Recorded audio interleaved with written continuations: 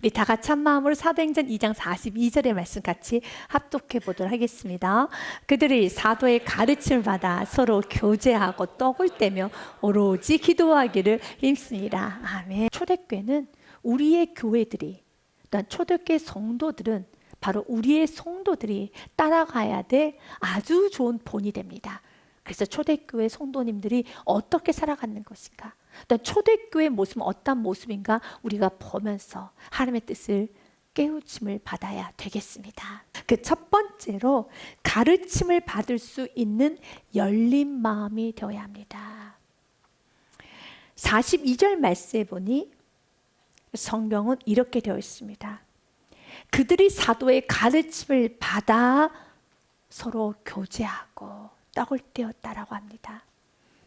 예수를 나의 구원의 주로 영접한 그리스도인들 마음에는 겸손이라는 싹이 트기 시작합니다. 그래서 내가 죄인인 것을 알고 굉장히 욕심이 많고 무례하고 교만하고 이기적이다라는 것을 아주 잘 알게 됩니다. 그래서 자꾸 배우려고 하고 들으려고 하고 변화되려고 하는 마음이 넘쳐납니다. 바로 사도들이 가르침을 받았던 것처럼 초대교회 성도들은 항상 가르침 받기를 즐겨했습니다. 말씀 듣기를 기뻐했다는 겁니다. 말씀 듣는 걸 지루해하지 않았어요. 말씀 듣기를 너무 좋아했습니다. 그리고 말씀 시간에 졸지 않았습니다. 우리처럼 30분 말씀 듣는 것이 아니라 하루 종일 말씀을 들었고 그 말씀 듣기를 너무 좋아했어요. 사도행전 20장 말씀에 보면은 어느 정도로 말씀을 들었는가, 밤새도록 말씀을 들었어요. 그 주간의 첫날에 우리가 떡을 떼려 하여 모였더니 바울이 이튿날 떠나고자 하여 그들에게 강론할세 말을 밤중까지 계속하네.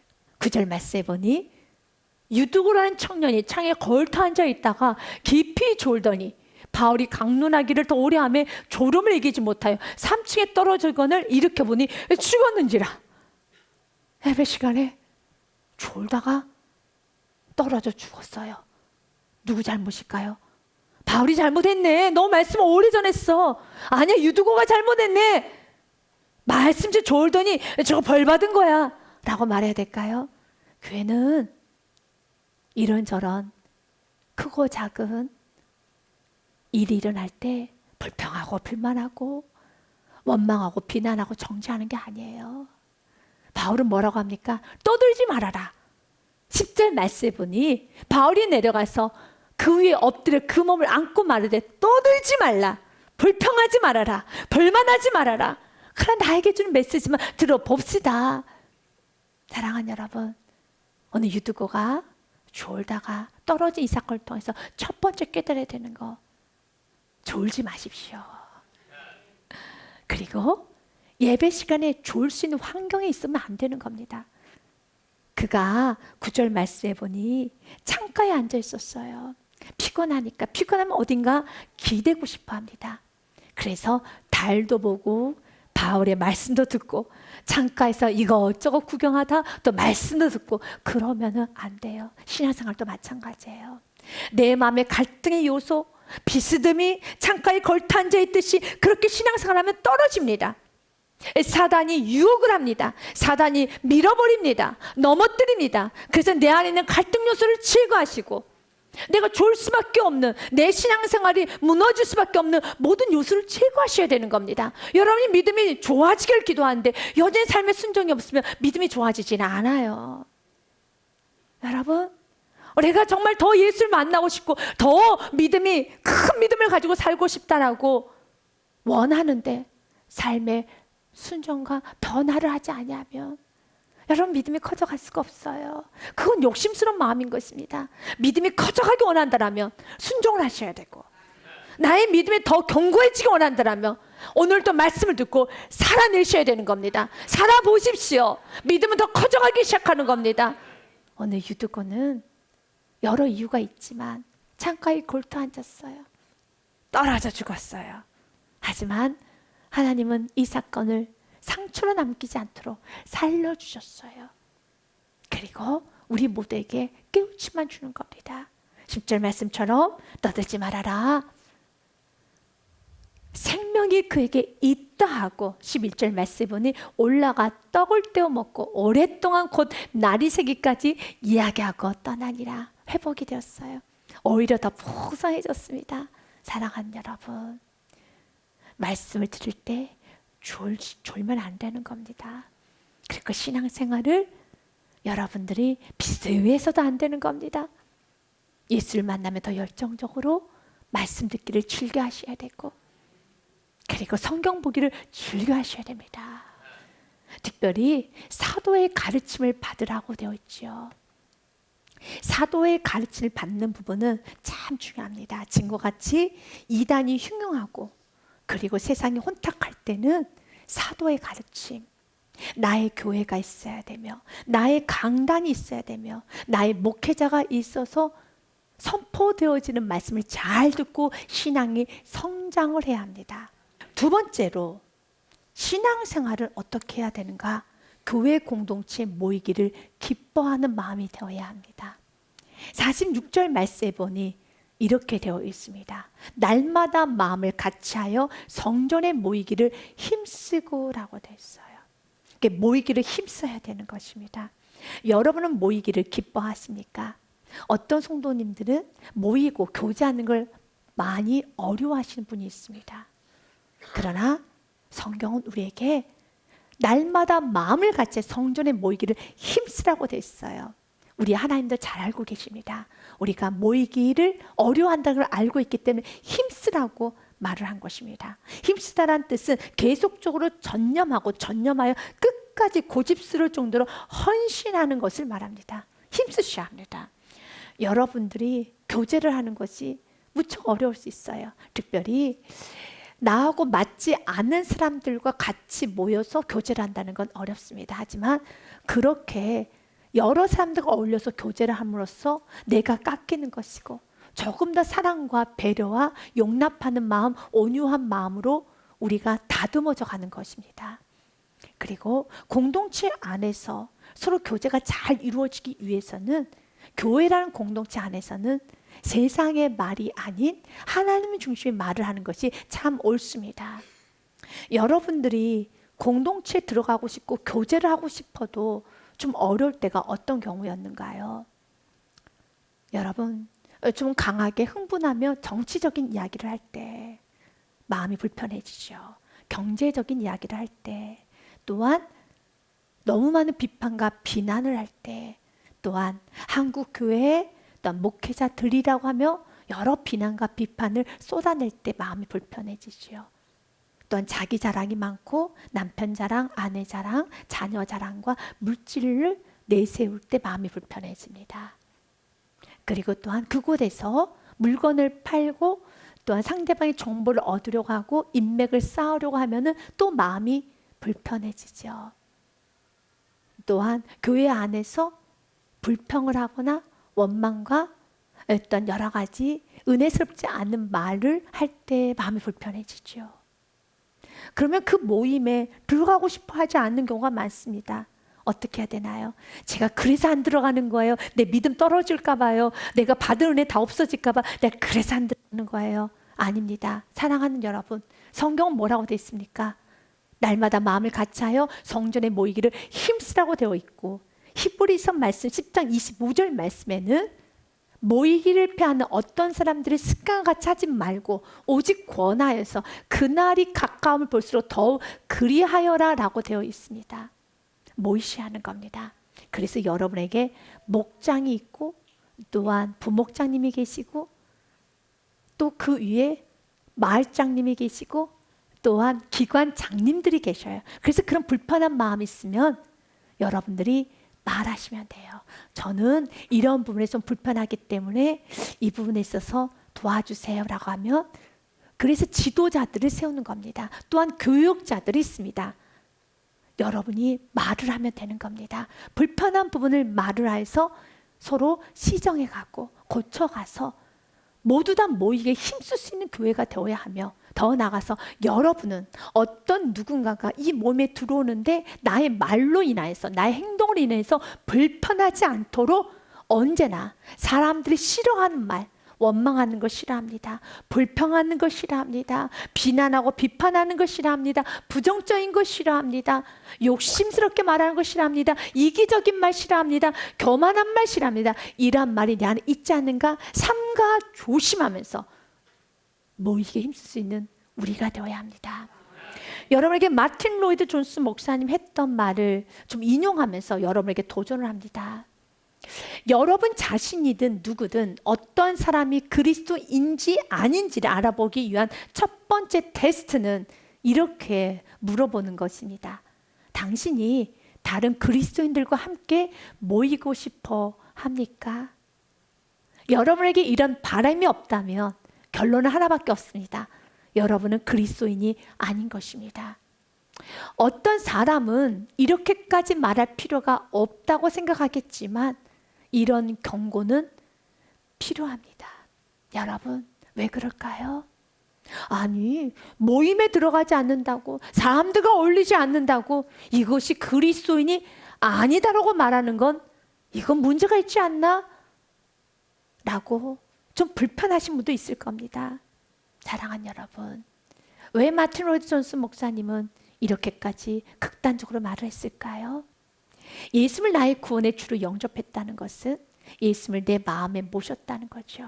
그러면 내 마음에 예수님이 계시는 겁니다. 우리 예수님은요, 정말 우리랑 연합하고 교제하는 게 무척 힘드신 분이십니다. 그분은 완전하시거든요. 그분은 정말로 너무 크고 위대하신 분이십니다. 그러나 그분께서도 비천한 우리와 연합하기를 원하셨고 우리와 교제하기 원하셨으며 우리와 친구 되기를 원하셔서 하늘 보좌를 버리고 이 땅에 내려오셔서 우리의 발을 씻어 주셨다라면 우리가 누군가와 교제하는 것이, 누군가와 어울리는 것이, 누군가와 대화를 하는 것이 여러분의 결이 안 맞고 여러분의 지적 수준이 안 맞고 여러분과 모든 게 맞지 않다 할지라도 사랑하는 여러분, 예수님의 지적 수준과 우리의 지적 수준과는 너무 차이가 많죠. 그럼에도 불구하고 예수님께서는 우리에게 다가오신 것처럼 우리는 이 말씀의 기준을 알고 주님, 내가 어울리지 못한다라며 이건 나의 성격의 문제도 아니요 나의 생각의 문제도 아니라 주님, 내 안에 아직도 높은 마음과 강한 마음과 내 안에 낮아지지 못하는, 겸손치 못하는 사랑의 마음이 없는 그 부분을 놓고 많이 통하면서 여러분 신앙의 생활을 하셔야 됩니다. 이제는 모이게 힘쓸 수 있는 우리 모든 성도님 되시기를 바랍니다. 세 번째로 성경은 우리에게 이렇게 권면합니다. 가정, 삶을 공동체에 열어놓을 수 있는 마음이 되어야 합니다. 46절 말씀에 보니 그들은 마음을 같이하여 성전에 모이기를 힘쓰고 집에서 떡을 떼며 기쁨과 순전한 마음으로 음식을 먹었다라고 되어 있습니다. 공식적으로 예배는 성전에서 드렸습니다. 그러나 가정에서도 떡을 떼었습니다. 그래서 떡을 떼었다라는 것은 성찬과 예찬을 집에서 하였다라는 것입니다. 지금 우리가 하는 성찬 예식은 아주 조그만 소량의 떡 조각 하나 그리고 포도주 한 모금을 마시며 예수님의 살과 피를 기념하는 그런 행위로서 성찬 예식을 합니다. 그러나 그 당시 초대교회 성도님들은 예수님이 성찬 예식을 하셨던 그 모습 그대로 하였습니다. 예수님이 성찬 예식을 하셨던 그때의 모습은 식사 도중에 아주 큰 빵을 들고 이것은 내 몸이다 라고 말씀하셨어요. 마태복음 26장 말씀에 보면 그들이 먹을 때, 여기서 먹을 때는 식사를 할 때를 말합니다. 식사를 할 때 예수님께서 떡을 가지사 축복하시고 떼어 제자들에게 주시며 이르시되 받아서 먹으라, 이것은 내 몸이라. 또한 27절에 또 잔을 가지사 감사기도 하시고 그들에게 주시며 이르시되 너희가 다 이것을 마셔라, 이것은 죄 사함을 얻게 하려고 많은 사람들 위하여 흘리는 바 나의 피 곧 언약의 피니라. 바로 이 성찬 예식을 가정에서 했다는 겁니다. 그래서 46절의 말씀 현대인의 성경에 보니 조금 더 쉽게 번역이 되어 있습니다. 그들은 한 마음으로 날마다 성전에 모이기를 힘쓰고 집집마다 돌아가면서 성찬을 나누고 기쁨과 진실한 마음으로 함께 식사를 했다고 합니다.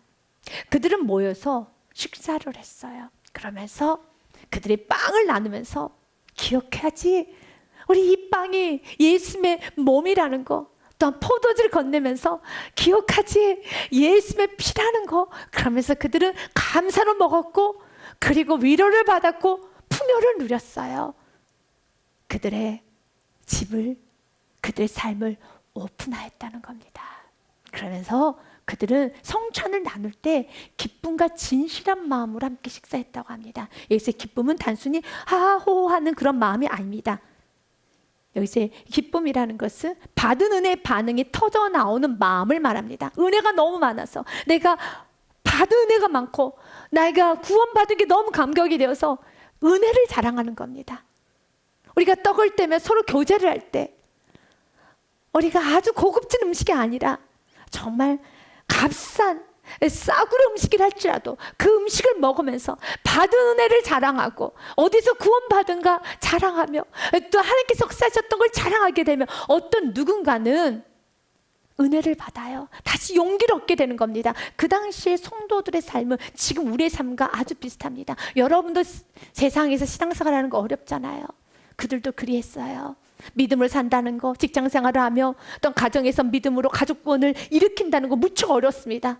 그래서 많이 지치고 힘들 때마다 이제 믿음의 가정에 가서 잠시 여유를 나누는 겁니다. 이야기를 나누고 잠시 웃고 같이 은혜 이야기를 나누면서 힘을 얻는 겁니다. 마음 안에 포기하고 싶었던 마음도 있었을 겁니다. 이제 더 이상은 못하겠다, 더 이상은 내가 못 버티겠다, 이제 좀 포기할까? 그런데 어떤 누군가가 간증을 합니다. 자기의 자랑을 하는 것이 아니라 간증을 합니다. 하나님께서 역사하셨고 끝까지 기도하면 됩니다라는 간증을 합니다. 그런 간증의 소리를 듣고 은혜를 받고, 나도 버티리라, 하루 더 버텨보자, 한 주간만 더 버텨보자. 이것이 바로 여러분들이 해야 되는 목장의 모임이 되는 겁니다. 사랑하는 여러분, 그들은 서로 기쁨과 또한 진실한 마음으로 함께 식사했어요. 이제 진실한 마음이라는 것은 세상 거짓되고 더럽고 욕심스럽고 여러분 정욕적으로 붙들려 있는 그런 세상 자랑, 세상에 취해 있는 그런 마음으로 식사하는 것이 아니라, 그런 마음이 있으면 항상 불평이 많아지죠. 불만이 많아지죠. 세상 자랑이 많아지죠. 그러는 것이 아니라 오직 마음 안에 예수로 충만해서, 영혼으로 충만해서 서로 떡을 뗄 때 우리 그 영을 세워보자, 우리 같이 기도하자, 하나님께서 역사하실 것이며 서로 중보해주며 같이 전도하는 그 공동체 거룩해집니다. 삶이 깨끗해집니다. 여러분, 목장 모임뿐만 아니라 여러분의 가정의 부부의 대화도, 또 가족 간의 식사, 친척들 간의 모임, 여러분의 회사 생활, 또한 여러분의 직장과 또한 사업장과 교제권에 항상 기쁨과 진실한 마음으로 교제를 해야 됩니다. 받은 은혜 감사하는 마음으로, 또한 세상적이고 거짓된 마음이 아닌 예수를 충만해서 가정 안에서 식사를 하십시오. 이제는 가정 안에 불평불만, 모든 원망, 비난, 정죄, 은혜 없는 말, 여러분 교만한 말을 이제는 접고 하나님 주님에 감사하면서 식사를 할 때마다, 가정이 이렇게 모여서 식사할 때마다 우리 가정은 정말 예수님 때문에 살아났어요. 예수 때문에 복 받았어요. 당신과 내가 이렇게 사는 것은 오직 은혜입니다라는 그런 기쁨과 진실한 마음이 넘쳐서 부부간에 대화를 하고 식사도 하고 부모와 자녀 간에 아름다운 그 시간을 가져야 됩니다. 주님은 오늘 우리에게 말합니다. 세 번째, 여러분 가정, 삶을 공동체에 열어놓을 수 있는 마음이 되어야 합니다. 네 번째로는 나눔과 섬김을 기뻐하는 마음이 되어야 합니다. 44절과 45절 말씀에 보니 이렇게 되어 있습니다. 믿는 사람이 다 함께 있어 모든 물건을 서로 통용하고, 그리고 또 재산과 소유를 팔아 각 사람의 필요를 따라 나눠주며 라고 되어 있습니다. 여기서 44절과 45절의 말씀을 읽으면서 모든 물건을 통용한다라고 해서 이것은 내 것과 너 것이 구분되어 있지 않은 상태에서 약간의 공산주의적인 재산을 몰수한다는 의미인가? 아닙니다. 물건을 서로 통용한다는 것은 너 것과 내 것의 구분이 없이 살라는 것이 아닙니다. 여러분, 교회 안에는 참 많은 헌신자들이 있어요. 자신의 것을 내어주는 헌신자들이 많이 있습니다. 자신의 시간, 자신의 물질, 자신의 육체적인 여러분 몸을 다 내어줘요. 그래서 교회가 세워지는데 참 많은 분들이 헌신합니다. 그리스도의 삶입니다. 저는 이 물건을 서로 통용하는 부분에 있어서도 실제적으로 많이 봐요. 식당에서 이제 봉사를 하다 보면 불 앞에서 구슬땀이 흘러요. 그런데 볶고 볶아요. 그리고 교사들에게 맛있게 음식을 해다 줘요. 그런데 이제 봉사를 하다 보면 어떤 게 없을 때가 있잖아요. 예를 들자면 믹서기가 하나가 부족해. 어머야, 믹서기가 하나 더 있었으면 좋겠다면 내가 집에서 가져올게. 집에서 가져오는 거예요. 같이 쓰는 거예요. 그런데요, 그걸 안 가지고 가요. 교회에서 그냥 써. 물건을 서로 통용하는 거죠. 아니, 내 믹서기 내가 써야지. 내 가정에서 내 자녀 먹이는 데 써야지. 왜 그것을 교회 정도 먹이는 데 씁니까? 물건을 서로 통용하는 겁니다. 어떤 사람은 그릇이 하나 없는데 우리 집에 그릇이 하나 있어. 또 가져와요. 그리고 교회에다가 남겨놔요. 정말 통용합니다. 어떤 교사는요, 좀 컴퓨터가 느리니까 자신의 컴퓨터를 가지고 와서 사용합니다. 옆에 있는 교사들도 쓰라고 합니다. 그러면 이 교사 저 교사 다 와서 씁니다. 어느 순간에 교회화가 되어 가고 있어요. 그러면 저는 말합니다. 지나가다 이거 누구 거야? 누구 선생님 거예요. 이거 빨리 집에 가져가야지. 기계는 여러 사람 쓰면 고장 나는데. 아니, 괜찮아요. 그냥 교회에서 쓰면 돼요. 너무 죄송해요. 새 거 사다 놔야 되는데. 여러분, 제가 쓰던 거 놔두는 거예요. 교회는 이렇게 맺고 가는 거예요. 물건을 서로 통용하는 거죠. 다 여러분이 했던 겁니다. 어떤 사람은 좀 더 많이 하는 거고, 어떤 사람은 조금 더 약하게 하는 것인데, 그 약하게 하는 것도 여러분이 느끼기에 약하는 것이고, 우리 인간의 눈에 보기에 약한 것이 하나님 보시기에는 최상의 것을 드렸다는 것도 기억하십시오. 중요한 거는 섬기고 나누셔야 합니다. 주님은 우리에게 말합니다. 섬기고 나누라는 것이죠. 내 물건 맞습니다. 그래서 서로 통용해야 되는 것처럼 이제는 내게 주신 은혜가 받았으니 나누고 섬기는 걸 기뻐하십시오. 우리 감사드림교회는 조금 더 지경이 넓어졌습니다. 지경이 넓어졌다는 건 더 많이 섬기라는 것입니다. 더 많이 지역을 섬기셔야 합니다. 누가 섬겨야 됩니까? 내가 섬겨야 되는 겁니다. 더 많이 섬기셔야 되는 겁니다. 더운 여름날에도 여러분 더 많이 섬기시고 더 많이 전도하시고 더 지경을 넓혀가야 되는 겁니다. 그리고 이제는 지경만 넓혀가는 것이 아니라 더 좁게 섬기고 더 깊게 섬겨야 되는 겁니다. 이 말 뜻이 무엇입니까? 한 영혼에 집중해야 되는 겁니다. 우리가 이 지역을 넓게 섬기고 또 한 영혼에 집중하면서 사랑하는 여러분, 그 한 영혼이 세워지는 그날까지 우리가 눈물의 기도를 하고 힘쓰고 애쓰는 그 아름다운 삶, 우리가 살아내야 되겠습니다. 사랑하는 여러분, 주님은 오늘 우리들에게 말합니다. 첫 번째로 말씀을 배우기에 힘쓰는, 가르침을 받을 수 있는 마음이 되어야 하고요. 또한 모이기에 기뻐하고 힘쓰고, 또한 가정과 삶을 공동체에 열어놓을 수 있는 마음, 나눔과 섬김을 기뻐하는 마음, 하나님 참 기뻐하는 성도, 기뻐하는 교회임을 꼭 기억하시고 언제나 이렇게 살아가는 저와 여러분 우리 모두가 되기를 주님의 이름으로 축복드립니다.